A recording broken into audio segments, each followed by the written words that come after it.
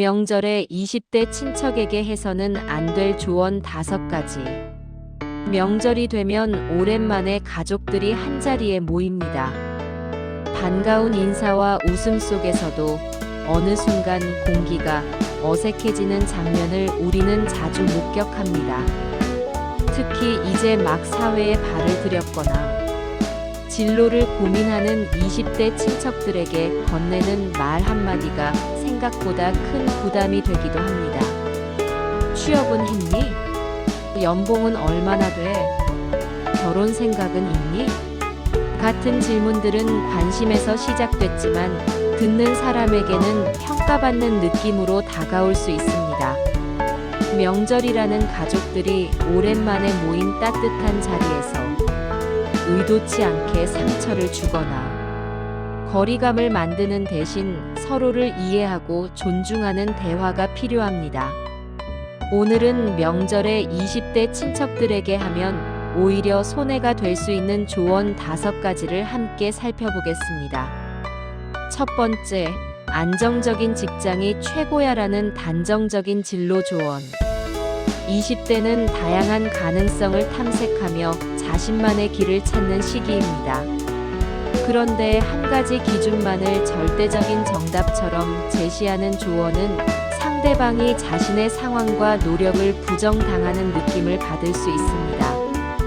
공무원, 대기업, 안정적인 직장을 강조하며 다른 길을 은근히 낮게 평가하는 말은 듣는 사람에게 자신의 고민과 노력을 부정당하는 느낌을 줍니다. 시대가 변하면서 직업의 형태도 다양해졌고 성공의 기준 역시 사람마다 다릅니다. 중요한 것은 안정성 그 자체가 아니라 개인의 성향과 목표에 맞는 선택입니다. 명절 자리에서는 특정 길을 강요하기보다 어떤 일을 하고 싶은지 관심을 가지고 들어주는 태도가 더 큰 힘이 됩니다. 적절한 침묵이 필요한 순간입니다. 두 번째, 비교를 통해 자극하려는 조언. 누구 집 아들은 벌써 대기업 갔다더라. 내 또래는 다 준비 끝냈다. 같은 비교의 말은 동기부여가 아니라 압박과 부담감으로 작용하기 쉽습니다. 비교를 통해 상대방에게 긴장감을 주고 현실 파악을 하게 하려는 의도라지만 그러한 비교는 상대방의 자존감을 짓뭉개고 도움도 되지 않을 뿐더러 쓸데없이 서로의 관계를 서먹하게 만듭니다. 각자의 출발선과 상황은 모두 다르기 때문에 단순 비교는 현실을 제대로 반영하지 못합니다. 특히 20대에게는 스스로의 속도로 성장할 시간이 필요합니다. 비교 대신 그동안 어떤 경험을 했는지 묻고 격려하는 말 한마디가 훨씬 건강한 자극이 됩니다. 따뜻한 말 한마디만 해주세요. 세 번째, 노력 부족으로 단정 짓는 충고. 취업이나 진로가 아직 불안정한 상황을 보고 더 열심히 해야지. 너의 노력이 더 부족했기 때문에 안 된 거야. 요즘 애들은 끈기가 부족해라고 말하는 것은 상대에 보이지 않는 노력을 간과하는 태도일 수 있습니다. 20대는 겉으로 드러나지 않는 불안과 경쟁 속에서 이미 많은 시도를 하고 있을 가능성이 큽니다. 우리와 시대의 상황과 환경이 다릅니다.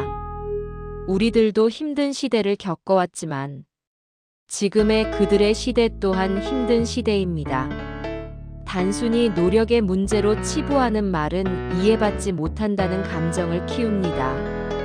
조언을 하고 싶다면 먼저 상황을 묻고 공감하는 자세가 필요합니다.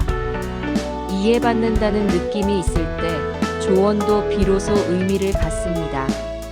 네 번째, 결혼과 같은 미래를 재촉하는 이야기. 언제 결혼할 거니? 빨리 자리 잡아야지 같은 말은 가벼운 농담처럼 들릴 수 있지만 당사자에게는 큰 부담이 될 수 있습니다. 결혼과 인생 계획은 매우 개인적인 영역이며 정답이나 정해진 시기가 없습니다. 특히 진로와 생활 기반을 고민하는 20대에게 당장 눈에 보이지도 않는 미래를 재촉하는 말은 현재의 상황을 더 혼란스럽게 하고 스트레스를 줄 수 있습니다. 오랜만에 가족이 모인 명절 자리에서는 인생의 속도를 평가하기보다 지금의 삶을 응원하는 따뜻한 관심이 더 적절합니다. 5번째, 자신의 경험만을 정답처럼 말하는 조언. 내가 너 나이 때는 마리아로 시작하는 이야기는 도움이 될 수도 있지만 그것이 유일한 정답처럼 전달될 때 문제를 만듭니다.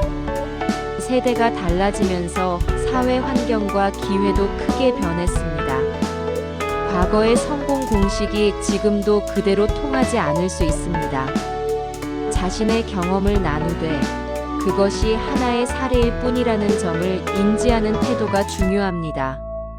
열린 자세로 서로의 이야기를 나눌 때 세대 간의 대화는 훨씬 풍부해집니다. 마무리하자면 안정만을 강요하는 진로 조언, 비교를 통한 자극, 노력 부족으로 단정 짓는 충고, 결혼과 같은 미래를 재촉하는 이야기, 자신의 경험을 정답처럼 말하는 조언은 잠시 내려놓는 것이 좋습니다. 오죽하면 명절 잔소리 메뉴판이라 하면서 잔소리 한 몫당 가격을 매겨놓는 유머 아닌 유머까지 생겼을까요?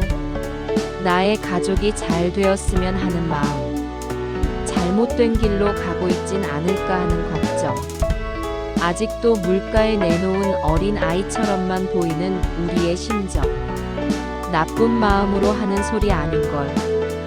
우리는 너무나도 잘 알고 있지만 걱정되는 마음과 관심이 조금 어긋난 방향으로 향한다면 상대방은 큰 스트레스뿐 아니라 쓸데없는 걱정까지 얻게 될지 모릅니다. 거기다가 점점 멀어지는 관계가 되어버린다면 우리의 걱정과 진심은 무엇을 위한 것이 되어버릴까요? 상대에게 관심을 가져주되 나의 주장과 강한 말보다는 힘들지? 너 노력하고 있는 거 기특해.